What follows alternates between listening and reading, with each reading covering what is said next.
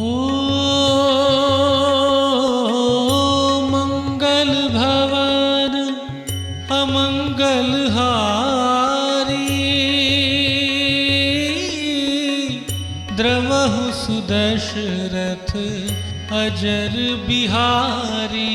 राम सिया राम जय जय राम। राम सिया राम जय जय राम। ओ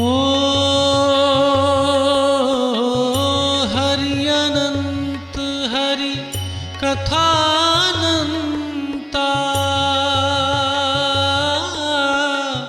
कहहि सुनहि बहु विधि सब संता।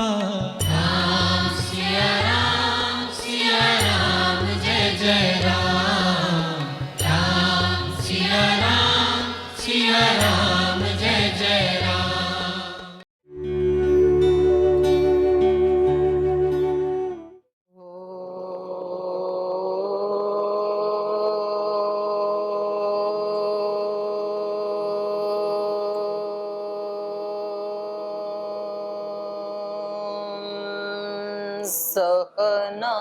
सहनावतु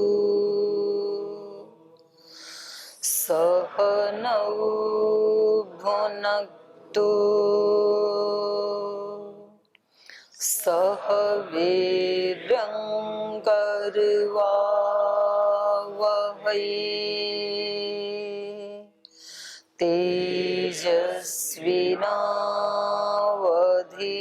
तेजस्विनावधीतमस्तु मा विद्विषावहै। ॐ व्रतानां व्रतपते व्रतं चरिष्यामि तच्छकेयं तन्मे रोध्यताम्। इदमहमनृतात् सत्यमुपैमे। ॐ शान्ति शान्ति शान्तिः।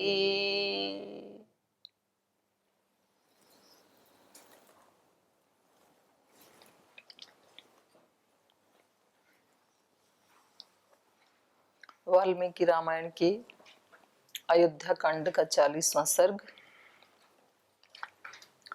श्री राम सुमंत्र जी को अयोध्या प्रस्थान के लिए आदेश देते हुए बताते हैं कि आप जैसे सुहृद कम ही लोग होते हैं। यद्यपि बहुत सारे मंत्रीगण हैं अयोध्या में, लेकिन आपके जैसा मैं किसी और को नहीं देख रहा हूं। त्वया तुल्यम सुहृदम न उपलक्ष्य। आपके जैसे सुहृद को मैं नहीं देख रहा हूं, तो इसलिए मैं आपको भेज रहा हूं, क्योंकि विशेष जिम्मेदारी किसी विशेष व्यक्ति को ही दी जाती है। तो विशेष सेवा का पात्र बनना, जैसे संसार में विशेष सेवा कुछ महापुरुष ही कर पाते हैं, सामान्य लोग नहीं कर पाते हैं। तो भगवान उनको अपना यंत्र बनाते हैं। भगवान की कृपा के पात्र होते हैं वो महापुरुष। भगवान की कृपा के पात्र हर जीवात्मा हो सकती है, लेकिन हर जीवात्मा अपने आप को पात्र बना नहीं पाता है। कुछ महापुरुष अपने आप को पात्र बना लेते हैं, तो उनके ऊपर फिर कृपा बरसने लगती है। धर्म मेघ समाधि कहा जिसको योग दर्शन में। और उनके माध्यम से भगवान एक बहुत बड़ा सृष्टि में कार्य करते हैं, क्योंकि कार्य तो सारा ईश्वर का ही है, लेकिन उसमें ईश्वर किसी को तो निमित्त बनाएगा ना, उपकरण तो बनाएगा किसी को। तो महिमा उपकरण की होती है, या जो उपकरण का मालिक है उसकी होती है? किसकी महिमा होती है? महिमा किसकी होती है? उपकरण की होती है या उसके मालिक की होती है? उपकरण की। अच्छा, स्वामी संतोष देव जी कह रहे हैं उपकरण की होती। खेत में जो अभी कटाई चल रही है गेहूं की, तो वो दरांती से काटते हैं। तो यदि दरांती ना हो तो खेत कट जाएगा क्या? कितना भी ज्यादा कोई काटने वाला क्यों ना हो, अच्छे से अच्छा, लेकिन उसके पास दरांती नहीं है, उपकरण नहीं है, तो खेत की कटाई हो जाएगी क्या? तो इसका मतलब स्वामी संतोष देव जी के अनुसार दरांती ही खेत को काटती है, उपकरण बड़ा होता है, ऐसे बोला इन्होंने। तो ठीक है, लाके दरांती को वहां रख देते हैं खेत में, और हम सोते हैं आराम से कमरे में, तो खेत कट जाएगा क्या? कटेगा? नहीं कटेगा। दरांती के बिना भी नहीं कटेगा, काटने वाले के बिना भी नहीं कटेगा। तो दोनों की अपनी अपनी जगह महत्ता है। तो जो निमित्त बनते हैं भगवान के, उन महापुरुषों की अपनी महत्ता है, और जिनके माध्यम से ईश्वर कार्य करते हैं उनकी तो महत्ता है ही है। ईश्वर का तो सब कुछ है ही ये संसार में। तो उस कृपा का पात्र बनाना अपने आप को, ये बड़ी बात होती है।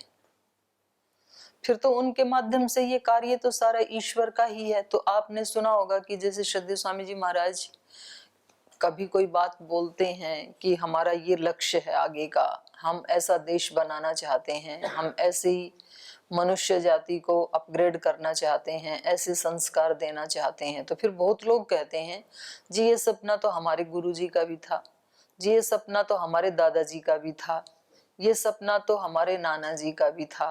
मतलब उन लोगों के मन में भी ये विचार तो आया था कि ऐसे होना चाहिए। इसका मतलब क्या है कि प्रकृति में सूक्ष्म तरंगें घूमती रहती हैं कि ये कार्य होना है। अब उनको कौन कैच कर लेता है? बस उसी को वो मीडिया बना करके और कार्य हो जाता है। तो हम यदि उनको कैच नहीं करेंगे, कोई दूसरा कर लेगा, दूसरा नहीं करेगा तो तीसरा कर लेगा, तीसरा नहीं करेगा तो चौथा कर लेगा। कार्य तो होना है जरूर, पर उसमें कौन निमित्त बन जाएगा? वो बन जाएगा जो उनके प्रति संवेदनशील है, जागरूक है। इसलिए कल भी एक बात हो रही थी ना कि जब हम बैठते हैं कक्षा में, और कक्षा में ही नहीं कोई भी कार्य करते हैं, तो ये तो भारतीय वैदिक परंपरा रही है, गांव का एक अनपढ़ व्यक्ति भी, हल चलाने वाला व्यक्ति भी, जब खेत में अपने हल को शुरू करता है उससे काम करना, तो वो उसको झुझकारता है, बोले भगवान का नाम लेते हैं, लो भाई राम का नाम, जय श्री कृष्णा, कुछ ना कुछ तो बोलता है वो, तो भगवान का स्मरण करके और फिर उस कार्य को शुरू करता है। तो ऐसे हमें अपना हर काम इस भाव से शुरू करना चाहिए कि अब मैं उस कृपा को प्राप्त करने के लिए अपने चित्त को ग्रहणशीलता के मोड पे फिक्स करता हूँ, रिसीविंग मोड पे फिक्स करता हूँ। क्योंकि यदि हम ग्रहणशील नहीं हैं तो वो सारे दिव्य जो स्पंदन है हमारे पास से गुजरेंगे, लेकिन हम उसको ग्रहण नहीं कर पाएंगे। साइंस में भी आदरणीय एनपी सिंह जी कई बार बताते हैं ना अपने को कि एक ही क्षण में 10,000 दिव्य स्पंदन हमारे पास से गुजरते हैं, फिर वो गुजर जाते हैं। यदि हम ग्रहणशील नहीं हैं तो, जागरूक नहीं हैं तो, और यदि हम ग्रहणशील हैं तो वो भी ढूंढ ही रहे हैं किसी ऐसे व्यक्ति को। मनुष्य भगवान को ढूंढ रहा है, भगवान मनुष्य को ढूंढ रहा है, दोनों की खोज जारी है। भगवान कहते हैं कोई ऐसा तो मिले जो मेरा यंत्र बनने को तैयार हो। ये सारी मानवता तो कहीं और ही भाग रही है, जो इनको अनंत गुणा सुख मिल सकता था उसकी तरफ तो इनका ध्यान ही नहीं है, ये तो कहीं दूसरी जगह जा रहे हैं। वो भी ढूंढ रहा है कि कोई तो मिले। महात्मा बुद्ध कहते थे कि भगवान भी सुबह सुबह समझाने के लिए बोलते थे, टॉर्च जला के देखते हैं आज धरती के ऊपर किसने अपने आप को जागरूक बनाने का, आपो दीपो भव ये संकल्प लेने का किसने निर्णय किया। वो भी ढूंढता है। तो निमित्त बनने के लिए हम तैयार रहें बड़ी सेवा के लिए। जो मैंने यहाँ बताया ना कि श्री राम क्या कह रहे हैं उनको, आप निमित्त बन जाएं इस बड़े कार्य के लिए। तो बड़े कार्य का निमित्त बनने के लिए, और ये साधना का भी रहस्य है।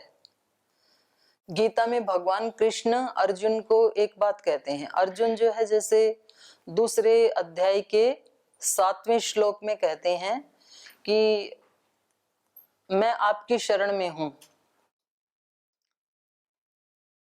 आप मेरी रक्षा कीजिए, ऐसे एक बार बोल दिया। और फिर अगले ही 8वें ही श्लोक में कहते हैं, बोले ये इतना पाप का काम मैं नहीं करूंगा, न युद्ध से मैं नहीं युद्ध करूंगा, ऐसा कहकर के चुप हो जाते हैं। फिर तो भगवान कृष्ण भी देखते हैं, अभी 1 मिनट पहले तो ये कह रहा था कि मैं आपकी शरण में हूं, शिष्यस्ते हम शाधि माम त्वाम प्रपन्ना, मेरी रक्षा कीजिए, और अगली बार अपना निर्णय सुना दे रहे हैं, ये मैं नहीं करूंगा। तो इसका मतलब है कि अर्जुन उस भगवत्ता को प्राप्त तो करना चाहते हैं, लेकिन अहंकार आड़े आ जाता है। अहंकार कहता है ये नहीं करूंगा, मैं शिष्य हूं आपका। ये बात केवल अर्जुन की नहीं है, ये बात हम सब की है। हम भी चाहते हैं कि हम भगवान की कृपा पात्र बने, गुरु की कृपा के पात्र बने, लेकिन जो काम हमारी समझ में नहीं आता है वहां फिर हम दुराग्रह कर लेते हैं कि ये मैं नहीं करूंगा। लेकिन गुरु और भगवान तो बड़े कृपालु होते हैं, वो फिर भी उसको चांस देते हैं कि कोई बात नहीं, हो जाएगा, आज नहीं तो कल ठीक हो जाएगा, कोई बात नहीं है। तो भगवान अपना उपदेश जारी रखते हैं गीता में, और फिर आगे जाकर के कहते हैं 16वें 17वें अध्याय में, 18वें अध्याय में, बोले आपने कहा था कि न योत्स्यामि, मैं युद्ध नहीं करूंगा, ऐसे कहा था ना आपने। तो बोले भाई आप ना ज्यादा अहंकार मत करो, यथेच्छसि तथा कुरु। काफी समझा दिया आपको, जितना समझाना था वो समझा दिया, अब इसके आगे आपको जो करना है सो करो। हमें भी माता पिता ऐसे ही करते हैं, माता पिता समझाते हैं कि बेटा ये रास्ता ठीक नहीं है, ये काम आप जो कर रहे हो ये ठीक नहीं है, इसमें आपका कल्याण नहीं है। गुरुजन भी समझाते हैं कि भाई ये आपके लिए कल्याणकारी नहीं है, आपके लिए अपने दिनचर्या का, यम नियमों का, अनुशासन का पालन करना ये आपके लिए हितकारी है। फिर इतना समझाने से भी कोई ना समझे तो फिर गुरुजन कहते हैं ठीक है भाई, यथेच्छसि तथा कुरु, जैसा आपको पसंद आए वैसे कर लो, अब यहाँ के तो अपने नियम हैं। ऐसे कह के फिर भगवान, अच्छा फिर भी भगवान की कृपा बनी रहती है। तो भगवान ने सोचा कि ये तो है तो शिष्य ही ना, कितना भी बड़ा क्यों ना हो, फिर भी अपना उपदेश जारी रखते हैं, और उसको फिर लास्ट में ये कहते हैं सर्वधर्मान परित्यज्य माम एकम शरणम व्रज, तू केवल एक मेरी शरण में आ जा। तो गीता का मुझे जो लगा, देखो एक ग्रंथ का क्या अर्थ है वो सब अलग अलग समझते हैं अपनी चेतना के अनुसार। जरूरी नहीं है रामायण को जो हम पढ़ रहे हैं और जो अर्थ कर रहे हैं वही अर्थ है, ऐसा जरूरी नहीं है। अब एक वेद का अर्थ तो महर्षि दयानंद ने किया, एक उवट महीधर ने किया, तो दोनों अलग अलग है ना, क्योंकि दोनों की चेतना का स्तर अलग अलग है। तो शास्त्र को भी हम उतना ही समझते हैं जितना हमारी चेतना का स्तर है, पता नहीं उसमें तो और क्या क्या छिपा हुआ है। कोई महापुरुष इसी रामायण का पाठ करेगा, कथा करेगा, तो वो हमें एक ही श्लोक में कितना सारा ज्ञान दे सकता है, कितना विराट इसका अर्थ हो सकता है। हमारा जितना स्तर है उतना हम पढ़ रहे हैं। तो इसलिए भगवान ने वहां कहा कि तू मेरी शरणागति में आ जा। तो गीता में मुझे ये समझ में आया कि सबसे बड़ा जो मैसेज है गीता का वो है शरणागति का भाव। कोई कहते हैं कर्म योग का सबसे बड़ा वहां पर पाठ है, कोई ज्ञान योग का बताते हैं, लेकिन सबसे बड़ा भगवान ने 18वें अध्याय में एक शब्द का प्रयोग किया, पूरी गीता में एक ही बार आया है वो, गुह्यतम। अब मैं तेरे को गुह्यतम ज्ञान की बात सुनाता हूं, ऐसे कहा भगवान कृष्ण ने अर्जुन को। गुह्यतम शब्द आपको एक ही बार मिलेगा, खूब सारा वर्णन किया, गुह्यात गुह्यम, गुह्यतर भी कहा, ऐसे बहुत सारे शब्दों का कि आपको एक रहस्य की बात बताता हूं, लेकिन गुह्यतम, गुह्यतम शब्द का प्रयोग एक ही बार किया और वो गुह्यतम था शरणागति। तू मेरी शरणागत हो जा, बस ज्यादा चिंता मत कर। जैसे कल एक ब्रह्मचारी ने पूछा था ना प्रश्न, जी चिंताएं चारों तरफ से आती रहती हैं, परिस्थितियां, तो उपाय क्या है? उपाय है शरणागति। लेकिन यहाँ फिर सावधान होने की जरूरत है। शरणागति का नाम सुन करके कुछ लोग फिर अपने आप को लिबर्टी दे देते हैं, अपने आलस्य प्रमाद को चांस दे देते हैं फिर कि ठीक अब कुछ नहीं करना भाई, हम तो भगवान की शरणागति में हैं। तो ये फिर अगली भूल होगी। अहंकार एक तरफ की भूल है कि मुझे सब अपने पुरुषार्थ से करना है। आप बाकी सब कुछ अपने पुरुषार्थ से कर सकते हैं, लेकिन अज्ञान का नाश और भगवत प्राप्ति आप केवल अपने पुरुषार्थ से नहीं कर सकते हैं। ये तो भगवान की कृपा से ही होगा। लेकिन भगवान की कृपा के लिए भी प्रबल पुरुषार्थ करना होता है, उसकी कृपा का पात्र बनने के लिए। आपने सुने होंगे ना ये शब्द, बोले जी इसको तो भाग्य से मिल गया, इसने कुछ किया तो नहीं। तो यहाँ प्रश्न उठता है कि भाग्य भी बिना पुरुषार्थ के बन जाता है या पुरुषार्थ से बनता है? भाग्य कैसे बनता है? भाग्य भी पुरुषार्थ से ही बनता है, भाग्य ऐसे नहीं बनता है। जिसको भाग्य का मिल गया तो उसने भाग्य बनाने के लिए भी तो पुरुषार्थ किया होगा ना। तो अपनी तरफ से पूर्ण पुरुषार्थ करना है। तो गीता में भगवान कृष्ण अर्जुन को बोलते हैं निमित्त मात्रम भव सव्यसाचिन। ये संबोधन भी शायद एक ही बार आया होगा, सव्यसाचिन भी देखना पड़ेगा, ठीक से ध्यान नहीं है। सव्यसाचिन का मतलब है बाएं हाथ से भी बाण चलाता है वो अर्जुन। दाहिने से तो सभी चलाते हैं, अर्जुन बाएं से भी चला लेता है। मतलब दोनों हाथों से काम करने वाला व्यक्ति है वो। सारी दुनिया के लोग एक हाथ से काम करते हैं, या तो लेफ्ट हैंडर होते हैं या तो राइट हैंडर होते हैं। ऐसे तो रेयर ही कोई मिलेंगे जो दोनों हाथों से पूरे परफेक्शन के साथ काम कर सकें। ऐसा अर्जुन है। तो अर्जुन का पुरुषार्थ पराकाष्ठा पे है, उसके जैसा धनुर्धर नहीं है उस समय कोई धरती के ऊपर। और इतना पुरुषार्थी व्यक्ति को भगवान कृष्ण कह रहे हैं निमित्त मात्रम भव।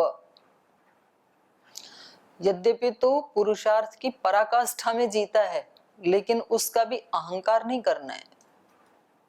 आपके पास बहुत ज्यादा ज्ञान हो सकता है, आप बहुत बुद्धिमान हो सकते हैं, आप बहुत सेवा परायण हो सकते हैं, आप बहुत विनम्र हो सकते हैं। किसी भी एक फील्ड में आप उस फील्ड के अपने जैसे एक ही व्यक्ति हो सकते हैं, पूर्ण पुरुषार्थ करके हो सकता है कोई व्यक्ति। लेकिन वो होने के बाद भी भाव क्या रखना है व्यक्ति को? निमित्त मात्रम भव। फिर भी वो भगवान का निमित्त मात्र है। तो ये सबसे बड़ी बात है, पूर्ण पुरुषार्थ और उसके साथ शरणागति, कि हम भगवान के निमित्त हैं, हमारे पास जो कुछ भी है। नहीं तो दोनों में एक चीज भी मिस हो जाती है ना, तो फिर वो भगवान की कृपा मिलती नहीं है हमें। या तो पूर्ण पुरुषार्थ मिस हो जाता है, जी हम तो शरणागति में हैं, जब होगा हो जाएगा। तो एक चीज मिस हो गई, पूर्ण पुरुषार्थ नहीं कर पाए हम। तो पुरुषार्थ तो इतना ही करना चाहिए जैसे सांसारिक लोगों की सांसारिक विषयों में एक तड़फ होती है, और उसके लिए वो दिन रात एक कर देते हैं। ना खाना, ना सोना, ना बाल बच्चों की कोई परवाह है, ना जीवन की परवाह है, बस एक धन के पीछे या किसी भी एक चीज के पीछे कोई पड़ जाता है। तो ऐसा हम क्या अपने साधना के लिए, धारणा ध्यान उपासना के लिए, ज्ञान को अर्जन करने के लिए, क्या ऐसे हम पीछे पड़े हैं? क्या नहीं पड़े हैं? तो ऐसे पढ़ना है, पूर्ण पुरुषार्थ करना है। और फिर किसी के पास कुछ हो जाता है तो फिर दूसरी चीज मिस ये हो जाती है कि उनमें फिर अहंकार बढ़ जाता है, उनकी शरणागति चली जाती है। फिर तो शरणागति का भाव ऐसा होना चाहिए कि मैं तो कुछ हूं ही नहीं, आपकी कृपा के बिना मेरा अस्तित्व ही नहीं है। जैसे एक बिल्कुल छोटा 1 महीने का बालक, उसकी क्या हालत होती है। बेचारे को भूख लगे तो ये कह नहीं सकता है कि भूखा हूं, प्यास लगे तो नहीं बोल सकता है, धूप में पड़ा है, कहीं चींटी काट रही है उसको, माँ पास में नहीं है, कोई सांप छिपकली आके चढ़ जाए उसके ऊपर, माँ पास में नहीं, बोल भी नहीं सकता है। एक ही बल है बस, क्या बल है? रोना, रो देता है बस, एक ही भाषा है उसके पास। तो साधक का एक ही बल होता है, पूर्ण पुरुषार्थ करके फिर उसके ऊपर डिपेंड होना। सारी पराधीनताएं खराब हैं संसार की, लेकिन एक पराधीनता स्वीकार करना बहुत ही शुभ होता है, वो है ईश्वर की पराधीनता। मानव तू अगर चाहे दुनिया को हरा देना, बस ईश्वर के आगे सर अपना झुका लेना। एक जगह सर जरूर झुकना चाहिए, तो वो व्यक्ति कृपा का पात्र बन जाता है और फिर कृपा बरसती है, और वो कृपा उस व्यक्ति के माध्यम से लाखों करोड़ों लोगों के जीवन का उद्धार कर देती है। तो ये हर व्यक्ति की अभीप्सा होनी चाहिए कि भगवान मैं आपका कोई ऐसा यंत्र बनूं कि मेरे माध्यम से भी कोई आपका कोई छोटा मोटा कार्य ही हो जाए।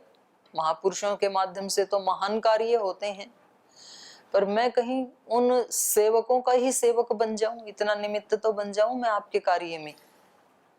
ऐसा भाव व्यक्ति का होना चाहिए। चलो हम आपके सेवक नहीं हो सकते, आपको नहीं जानते हैं, कोई बात नहीं, पर जो आपके सेवक हैं, जो महापुरुष हैं, उनके सेवक तो हम बन ही सकते हैं, उनको तो हम जानते ही हैं।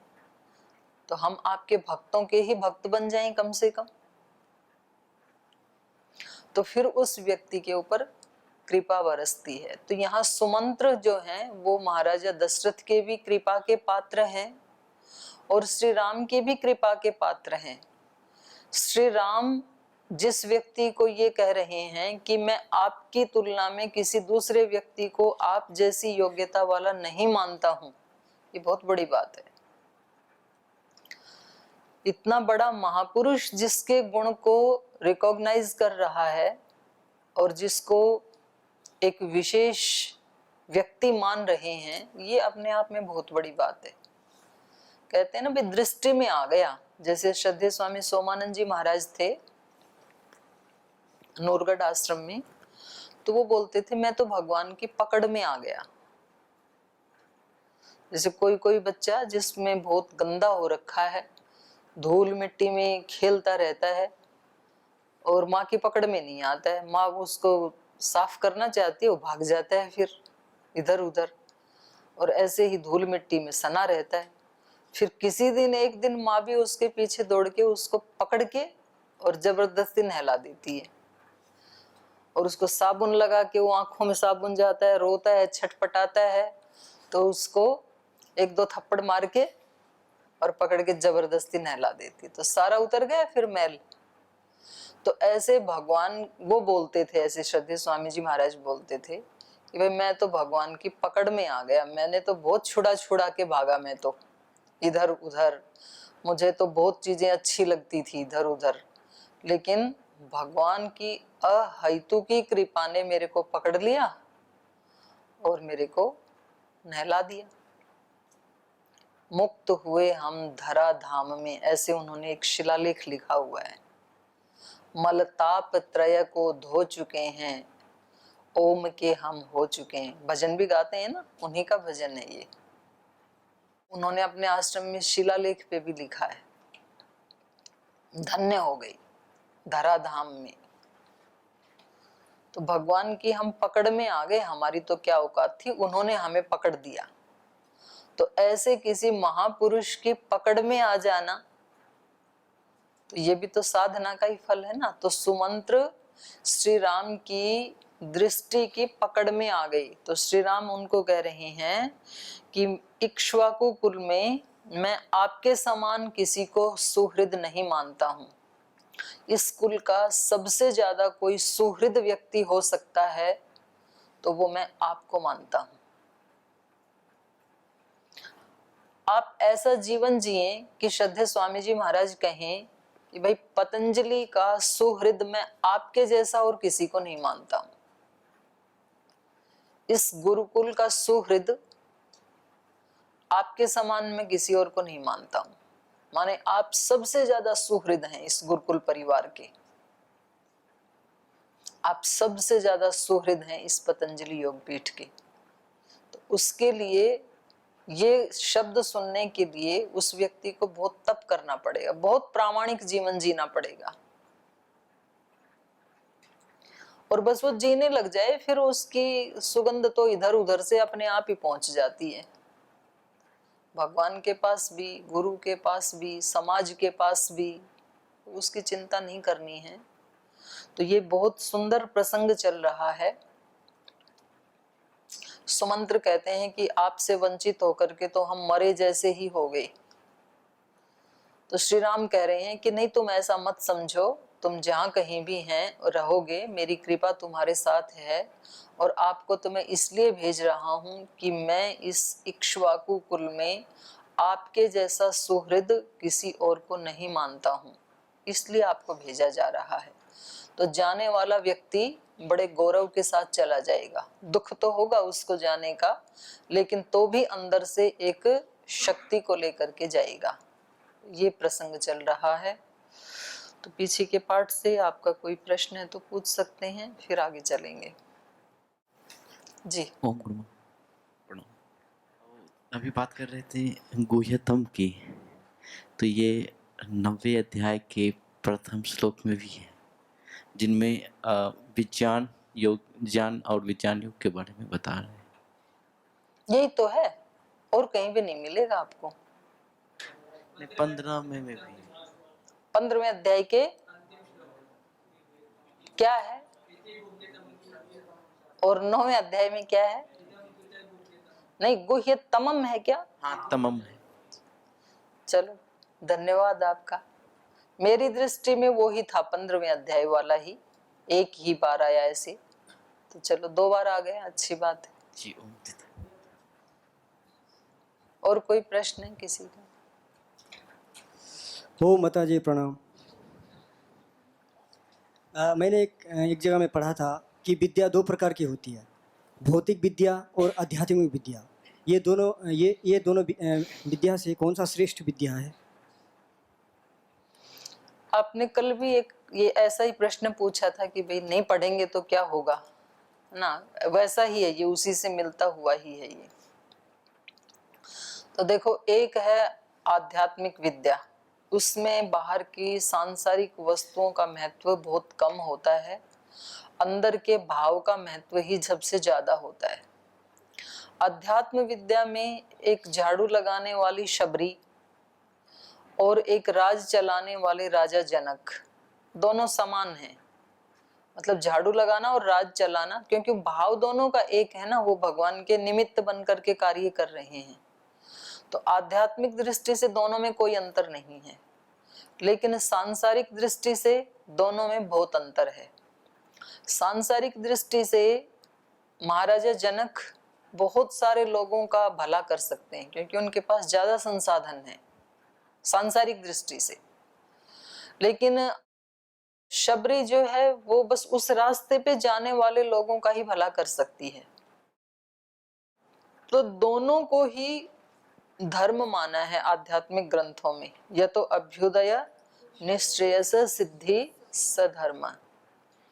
अब एक व्यक्ति जो पढ़ाई नहीं करता है, कोई सांसारिक दृष्टि से कोई योग्यता प्राप्त नहीं करता है, तो वो अपने घर वालों की भी ठीक से सेवा नहीं कर पाएगा, और यहाँ तक कि अपने जीवन निर्वाह के लिए भी उसको किसी के ऊपर डिपेंड होना पड़ेगा, उसको मांगना पड़ेगा। और एक व्यक्ति पढ़ाई लिखाई करता है, भौतिक विद्या को प्राप्त करता है, भौतिक धन को भी प्राप्त करता है, तो वो ऐसे सैकड़ों लोगों का पेट भर सकता है, उनके जीवन में खुशियां ला सकता है।